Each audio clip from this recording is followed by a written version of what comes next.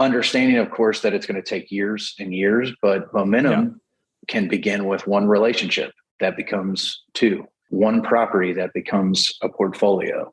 So really anything you can do in the brokerage world to build momentum, I encourage people to do. Say yes to the rep. There's a lot of younger brokers out there that I feel like are pretty choosy with their deals. When I first started, I would basically do any deal. Your network is your net worth. Come listen to some of the most successful people I know share invaluable knowledge, stories, and advice in real estate, business, and beyond. This is Weiss Advice. Whether you want to take your business or personal life to the next level, look no further. Welcome back to another episode of Weiss Advice. I'm your host, as always, Yonah Weiss. Excited to be here today with Justin Ryder, all the way out in Kentucky. How you doing today, Justin? I'm doing very well. Thanks for having me. What an honor and a dream to be on the most famous podcast in commercial real estate. I wish that were true. We're not yet the most famous podcast in real estate, but, striving for that. So I guess that's the goal, to get there one day. But we're excited to talk to you. I mean, really, to be honest, we're just having conversations with people. We've been connected for a while. I've done some amazing things through LinkedIn. You've participated in a couple of the LinkedIn challenges, which currently, at the time of this recording, we're in the midst of one, which I don't know how either of us are taking any time off to get away from that, because it's pretty time consuming. Wouldn't you agree? It is. Yeah. You're in a LinkedIn challenge if you go back to your phone and you have 300 notifications. But this is my fourth, and it's been probably the number one thing I've done to learn LinkedIn, and being able to do that in the benefit of the commercial real estate community at the same time has been super fun. When I say learn LinkedIn, I mean, what do I post to actually get people to interact with? How do I get clients from it? How do I meet great people and learn first, both locally around Central Kentucky, which is my market. So I'm very passionate about people and businesses here, as well as all over the country, all over the world. That's awesome. So let's just bust some myths right now. Have you actually gotten any business directly out of LinkedIn? I have. There you go. Yeah, I've made real dollars tied to having a LinkedIn presence that helped me, I guess, recruit a client or meet someone that turned into a client relationship. So that's awesome. And I believe you have referred me, Yonah, so I actually owe you a huge thank you. Let me say on the airwaves here, thank you for referring me to someone who actually bought property in my market in Central Kentucky and closed the deal. That all came from LinkedIn, which is pretty cool. That is amazing. And it really goes to the power of, what we're learning and what we're teaching about LinkedIn is branding more than anything else. People recognize you as, who you are, what you do. You're specific to Central Kentucky. When anyone thinks of Central Kentucky and multifamily properties, if you're doing it right, they're going to think of Justin Ryder. That is really, that's right. What the goal is. And that's, same too with me. People think of cost segregation.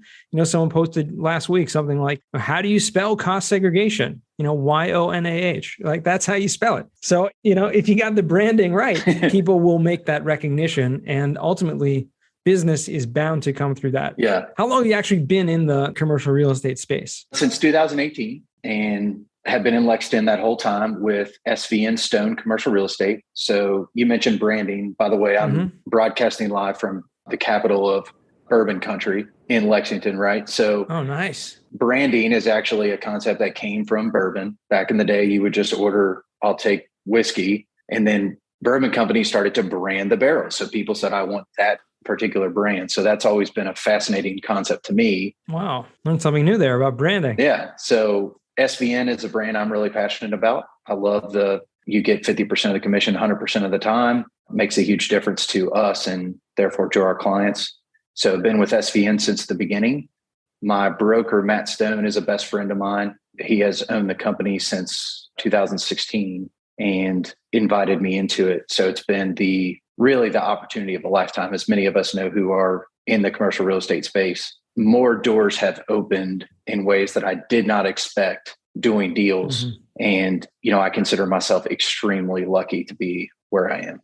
It is having the right people in your network and having those right opportunities, but more taking those opportunities when they present themselves. Because, I believe most of us and everyone listening to this, I'm sure, And everyone in the world has opportunities presented to us or in front of us all the time. And we just don't know, to take it. I mean, I know you'd mentioned earlier you were in the nonprofit sector for a while before you got into commercial real estate. I had a nonprofit for many years and was doing that space.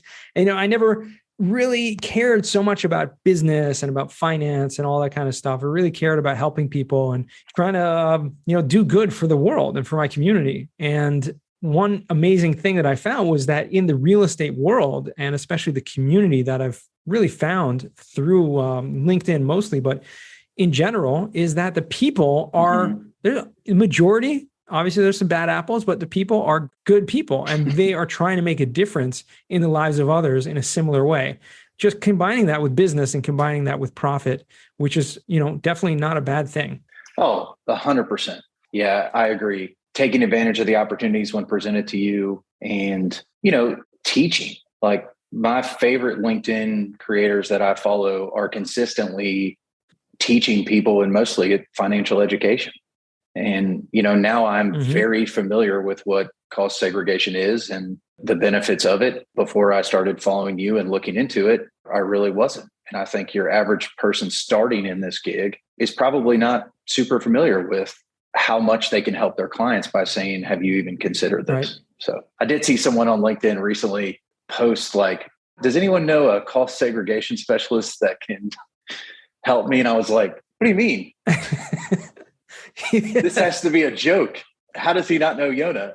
I don't get it. So, and then 50 people commented and said, you have to meet this guy. So yeah, it's incredible. But again, it goes back to the point about branding there, that you just put yourself out there and, people aren't going to know everything. You only know something once you know it. And for a lot of people, especially people starting out in commercial real estate or starting out, they don't know the basics. And it does take time, and, grateful to be a resource in the community for that. And hopefully, for many other things as well.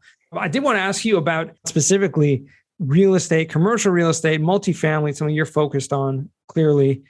Have you found yourself, have you been able to actually get into any deals in terms of investing side, or are you mainly just, still focused on the brokerage side of things? Yeah. Been very blessed to see some opportunities come up, mostly in the industrial space through groups of a few guys that I work with, colleagues of mine that have, gone in together and bought investment properties. Lexington is about 340,000 people. We're a little sports town in tip of the South in Kentucky. So when it comes to, do I just do multifamily? It is much better to specialize, obviously. And I think any commercial real estate training will teach you need to specialize. I probably lean into investment property with an emphasis on multifamily. So I do industrial deals, multifamily deals, retail deals. And because of that, I continue to get looks in other property types besides just apartments. But yeah, the goal is to invest. My CCIM, one of the CCIM professors I had told the class that brokers make a good living, but owners get rich. And when you hear things like that, you think, okay, this is something I really need to focus on. Right. A few people I follow on, I know you follow Maurice on LinkedIn as well, who talks about lifestyle design and basically covering your expenses in such a way that you establish freedom. And so that's something that's become really important to me as well. Yeah, that's awesome. And industrial, is an amazing, incredible space to be in right now. And Lexington in general, Kentucky, is kind of centrally located. It's a really, really centrally located place in the Midwest there, that you're really, pretty close to the east, pretty close to the, south. You can get to really almost anywhere from there. So that's a lot of industrial. Yeah. We're a day's drive to 80% of the country. And my area in particular, Fayette County, we're surrounded by horse farms. We're the horse capital of the world. So because of that, we're not expanding much, and our property tends to hold its value really well. So industrial land is pretty rare around us to find a good deal and, to find. So a lot of owner occupant stuff, we do a lot of business with owner occupants that are willing to typically pay more than an investor because they want to establish their business around a growing part of Kentucky. But great area overall. That makes sense. For sure. Typically speaking, it makes a lot of sense in terms of someone who has a business and they need the supply chain, from their business to the rest of the country or wherever. Oftentimes I've heard from industrial brokers that, if you can find industrial land near a transportation hub of any kind, like an airport or a train hub or, something like that, that's ideal. Obviously, there's a lot more cargo coming in and out once you have a transportation hub there. Yes. And that's right where we are. I mean, Highway 75, 64, those intersect right near Lexington. So we're in a great spot and we're trying to take advantage of that, trying to understand how to work with the city. Some of the biggest challenges that we face, they're not unique to other parts of the country, but it is getting development deals approved by the city, understanding what actually can get done when it comes to rezoning an ag land, a piece of ag land that might have lights on it in the future, or those battles are happening in Lexington right now as we speak. So we're right in the midst of that as brokers, putting value on things, marketing, selling, and having a great time. Yeah, that's awesome. What would you give maybe some tips or advice? We like to call this the Weiss Advice Podcast for a reason, but some tips or advice. I mean, you have a lot of experience. The past few years been doing this full time. You have the CCIM designation, which does take a lot of work and a lot of, learning education to get through that and to get that qualification. So congratulations. It's pretty, what's the word? I'm blanking on words today. It's a class, above everyone else, really. It's something that not a lot of people have. Well, thank you. No, I appreciate that designation. Very hard work to get to it. Obviously requires a portfolio as well. That has been a thing that has won me business to do that. And I would say when you talk about advice, if you're a new broker out there, you're looking to get into even the investment side, just take Commercial Real Estate 101. You don't have to finish the whole deal, but you will understand from 101 how to look at an individual property as a business. Something that many of your listeners probably take for granted. But if you are in that early brokerage period and considering it, learning that pre-debt, post-debt, pre-tax, after-tax, even feeding into what you do with cost segregation, it is invaluable to understand property. And honestly, to be frank, I mean, I don't know how else to say this, but I fell in love with commercial real estate in CCIM 101. Like, I had an amazing professor, Blaine Strickland, who writes about commercial real estate. For sure. He's written a couple books. One is Adapt, and he's a sort of a commercial real estate broker coach. He was a broker developer and has turned into a coach. But he taught my 101 and just said, we're looking at the time value of money on a T-graph. And I was like, I don't really understand this. I think more in story, not as much in numbers. And then he said, well, here's how you explain this over coffee. You just say to someone, hey, here's how the movie started. Here's what happened along the way. And look, this movie had a great ending. Instantly, I was like, oh, I get it. Like, we're charting the story of a property, of a business, and justifying that with the numbers. So, after that, I just never looked back. Like, it was like, I can really dig into this and understand it from a mathematics perspective as well as a story perspective. Yeah, that's awesome. It's always good to have good teachers. As someone who was a teacher for many years myself, it's hard when you don't have a good teacher to really grasp things. But I'm really curious, actually, now, since you mentioned earlier, talking about, industrial and retail and some other areas of real estate that you deal with in the brokerage. For some reason, I thought it was solely multifamily for some reason. So that was my mistake starting out. But I am curious to know, in terms of Lexington, and it's a great example because it's a great market. It's a market that has a lot of growth and typically has had a good amount of cash flow, in terms of especially multifamily. It's a pretty solid market, yet it's tertiary. It's off the map a little bit for a lot of people. You're talking about people who are looking at the Tampas and the Atlantas and the Charlottes and these type of places. They're not getting necessarily to the secondary or the tertiary markets. What do you think differentiates that? And what types of investors are you actually seeing coming in to these? Are they mostly local investors, or are you getting people from everywhere now? I've got clients right now that are saying, shh, please don't say, Lexington is a bit of a honeypot for certain clients that I've worked with, that others have worked with, who are coastal, I would say, because they've discovered a place.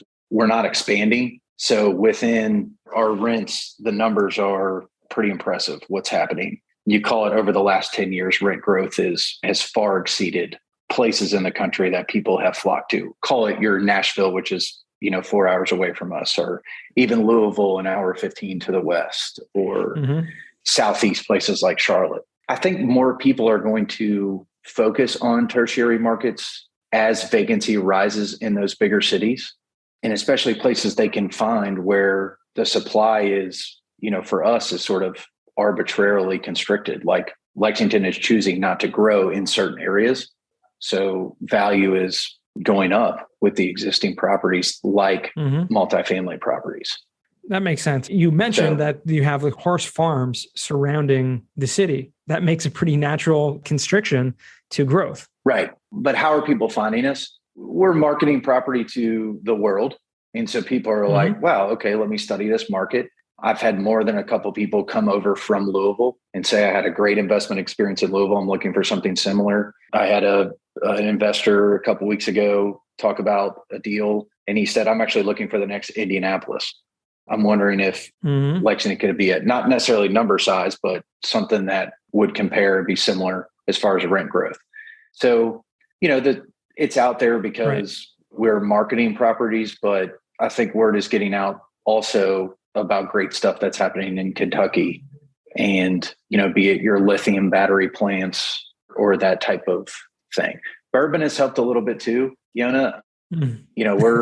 Bourbon is, especially with COVID, people were locked indoors, drank a lot more. It's a $9 billion industry for our state, which is amazing to think through. But people come and do the bourbon tour and, they want to buy and visit properties on the way. That's pretty cool. You know what? Maybe we should check that out one day. I have yet to be, one of the few states I have not visited is Kentucky. So we got to put it on the agenda. Come on down and check out the Bourbon Trail. Absolutely. That's exciting. Yeah. So back to what you're saying about the advice to younger investors. I think I cut you off there, but what you were talking about is, just studying the markets, understanding the numbers and getting used to, dealing with people. I mean, I think this is a people business more than anything else, more than almost any other type of business. I mean, sales in general, but when you're dealing with real estate, it's a people business. So what are some of your, advice or tips on that side of the business? Yeah, I think when I think about, brokerage in particular and starting and advice to those people or even investing in getting started, God's gift to commercial real estate is momentum.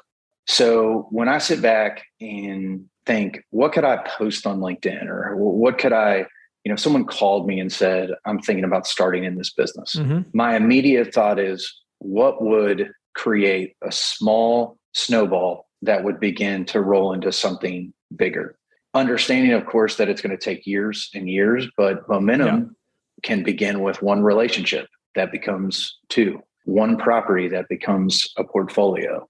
So really anything you can do in the brokerage world to build momentum, I encourage people to do. Say yes to the rep. There's a lot of younger brokers out there that I feel like are pretty choosy with their deals. When I first started, I would basically do any deal. I did a lease one time and remember making like $37. It's not funny, but it's true. Like I can relate to that. No, it is funny. But the reason I did it is because I wasn't counting an amount of money. Like I started counting quality transactions. Could I do 45 quality transactions, meaning two parties, both satisfied, both happy, transaction complete, sale done, lease signed? If you can do 45 quality transactions a year, you do not have to worry about the money part.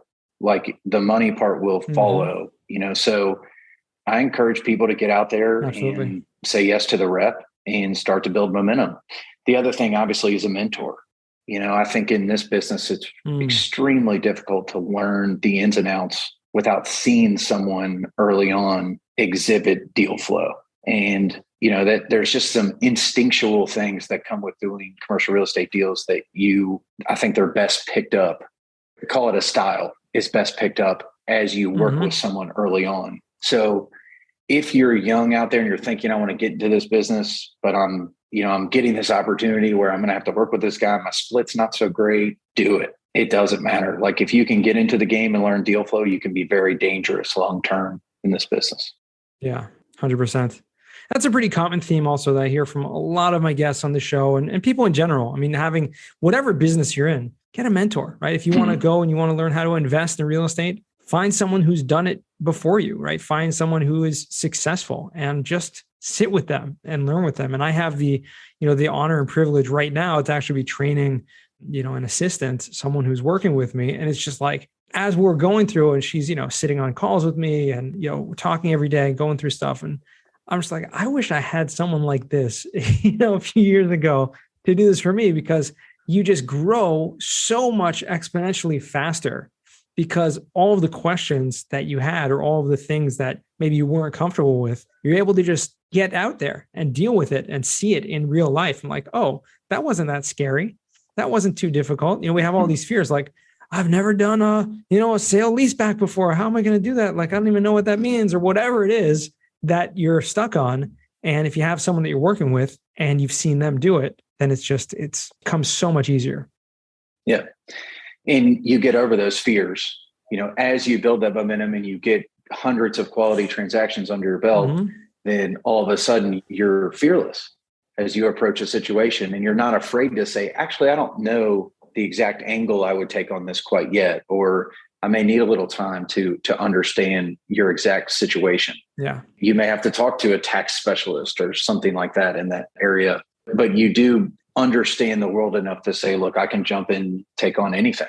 You really can. It's kind of cliche, but if you put your mind to it, you really can accomplish anything. And especially if you have people that you can see right in front of you who have done that same thing that you're wanting to do and done it successfully, right? Team up with them and just surround yourself with that. I'll take some free advice since I'm on your show, Fiona. Go for it. What's important to you? Like, what are you seeing out there as you see people build a commercial real estate brand, whether it be a broker or a specialist or, maybe they're a principal of a group? What are you seeing that's meaningful to you? So what's meaningful to me, obviously, won't necessarily be meaningful to everyone else, and maybe a little bit different than your traditional, sense of the word. But to me, what's meaningful are, number one, and first and foremost, is trustworthiness and integrity, right? If I can see that that person says what, does what they say they're going to do and do what they say they're going to do on both sides of things, right?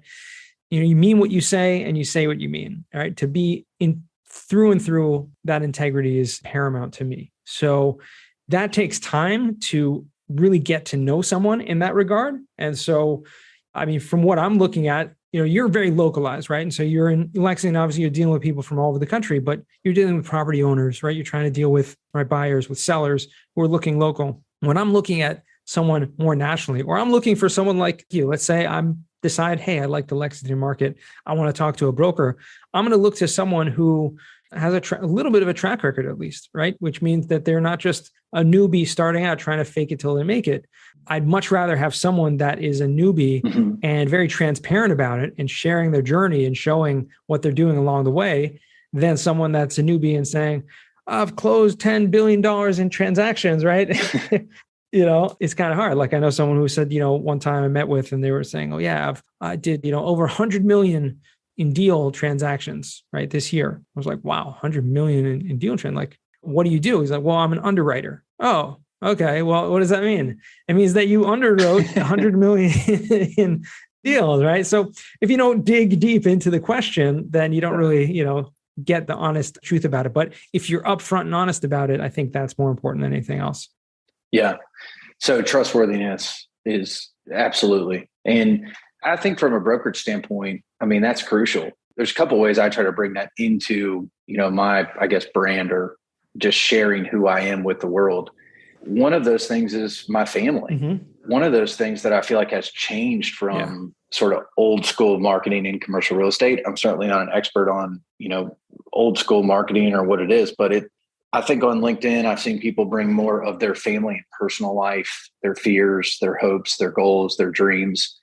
To me, I see more of a whole person in that. I see an easier person to trust. You can relate to them more also. Yeah. Where someone's saying, this is who I am and I'm happy to share it with the world. Of course, on LinkedIn, you don't want to be all personal, but when that's thrown in appropriately, it feels like that's a person I can be friends with. That's someone I want to work with. So I appreciate that comment because trustworthiness is paramount. That's awesome. I love that.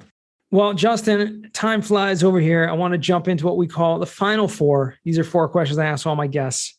First question, what is the worst job that you ever had? Oh, I worked in a baseball card store 6th and 7th grade, and it was a fun job, but unfortunately I was paid in baseball cards. And when I traded all those in a few years back, I had enough to buy lunch at Tropical Smoothie. I think I had to bring a little to that transaction. So those were not long-term. That was not a profitable job. We'll say that. Yeah. I mean, I guess I'm assuming this wasn't last year. You were probably a kid of some age. Yeah. Oh, I was in middle school. And the guy made a great deal. He said, "Hey, I'd like you to work here, but I'd like to pay you in baseball cards." And I was like, "Cool. That's great." So, yeah. Listen, as long as you can trade them with other people or sell them, it could be lucrative business, offer. Absolutely. I was into baseball cards and those cards a little bit when I was a kid. So I can relate to that. I probably would have taken a job like that if I had an offer, not knowing any better. Second question, what's a book you've read that's given you a paradigm shift? Okay, so I'll grab a book I just finished. Have you read this one, Yona? Changing World Order, Ray Dalio?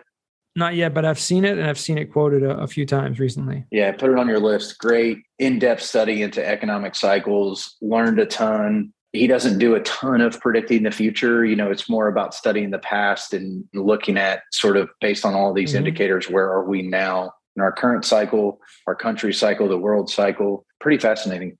Yeah, economics are fascinating to study, especially when you get into seeing who the powers that be are that are really controlling some of those economic factors. Another one that was recommended on this show a few times, which I've gotten into, is The Creature from Jekyll Island by G. Edward Griffin. Incredible book, just talking about, the Federal Reserve and about how money and currency works, and it really related to a lot of things going on in the economic, turbulence of the world. He does actually make some predictions, so a little bit different, and successfully made some predictions. So yeah, definitely check that one out. So third question to you, what's a skill or talent that you would like to learn? And this could be anything. It's a great question. I think it's a little bit cliche, but I'd say golf. I am terrible, worse than bad at the sport. And a lot of the guys around my office play. There's a big opportunity if you can, go out and be even a decent golfer, which I'm not. So I've sort of operated under the Steve Jobs attitude of like, who has time for golf? I don't really have time for that. And I think it would be fun to actually be proficient. So, well, there you go. All right. Well, I wish you luck with that new endeavor whenever you do it. Fourth and final question, what does success mean to you? What does success mean? I actually just wrote down recently, success to me means to build faith meaningfully, build family memorably, and build business monumentally. So those three things, faith, family, and business, looking at those as not a project to be built, but a journey to be built. And what I input on the way in many of those things, take, for instance, the second one, family memories. I mean, a ton of what I do and I'm aimed at right now in life is creating memories for my kids. I have 3 daughters, and, they are right now experiencing what they're going to look back and say was my childhood. I want that to be awesome. I want it to be full. I want it to be a full journey with cool places. Certainly there's going to be challenges, but I want them to look back and think my faith grew, my heart grew, my character grew, and I got to see my dad and mom, my wife, Libby. Obviously I got to see them with integrity. Kind of like you said, I trusted them and they did all they could to provide and build great memories with us. Yeah, that's awesome. Well, good for you. That's a beautiful definition. And it sounds like it took some time and really thoughtfulness to come up with that clearly. And I love it. I'm probably going to adopt that a little bit to my own view, which is very similar. So thank you for that. And finally, where can our listeners find you or reach out to you? Yeah, I would say check out LinkedIn. I'm sure you'll link to my profile in there. I've been on a journey on that platform since January of 2021 is when I started writing consistently. So going on a couple of years and loving it. I recently started on Twitter about a month ago, similar content, but breaking into the commercial real estate teams that are there, the commercial real estate world that's there. And then my dream is to do video in some way, shape, or form. I'm not exactly sure how yet. I've got a couple plans, but I think, I'm passionate about informing clients. I'd like to do more education about local things specific to my clients. I'm also very passionate about, doing this well, raising the bar in the commercial real estate brokerage industry, marketing in that arena. You know, what stories are told and how are they are told. I feel like in 2022, one of the coolest opportunities in commercial real estate is the fact that you get to be a storyteller. It's not just math. You know, it's not just building brochures and selling buildings. You get to tell stories about that and present yourself along the way. Yeah. And, you know, so I'm experimenting with that. Like, I would say I'm on a journey with figuring out what are the best platforms to do that and the best mediums to do that. And, you know, you've been a huge 100%. Help with that. Like, I don't think without your understanding who you were initially and what you were doing on LinkedIn, I don't think I would have gone as deep as I have and continue to do. So thank you. Awesome. Thank you. That's awesome. It's so good to hear. Well, it's been a true pleasure, Justin. I wish you much continued success on this journey. I know it's going to take you places, and excited to see where that goes. And I'm serious about the visit to Lexington one of these days. We can see both. We'd love to host you. All right. Awesome. And to our listeners, thank you guys for joining all the way until the end. I'm sure you got something out about this. I certainly did. Remember, the best advice comes only when you ask. Real quick, I have one question for you. Did you like this episode? If you did, I want to ask you a huge favor. See, the biggest thing that helps this podcast grow and that will spread this message to the whole world is that if you leave a review, a rating, and subscribe to the podcast. What that does is it basically tells the platforms that this podcast is out on is that you like my stuff and I'm doing something right. So take a few seconds out of your day, hit that subscribe button, leave a rating or review. I would be extremely grateful. Also, I want to hear from you guys. So I want to hear some feedback. If you have any questions for future episodes, please find me on LinkedIn. Send me a DM, a connection request, Yona Weiss, and I'd love to hear from you.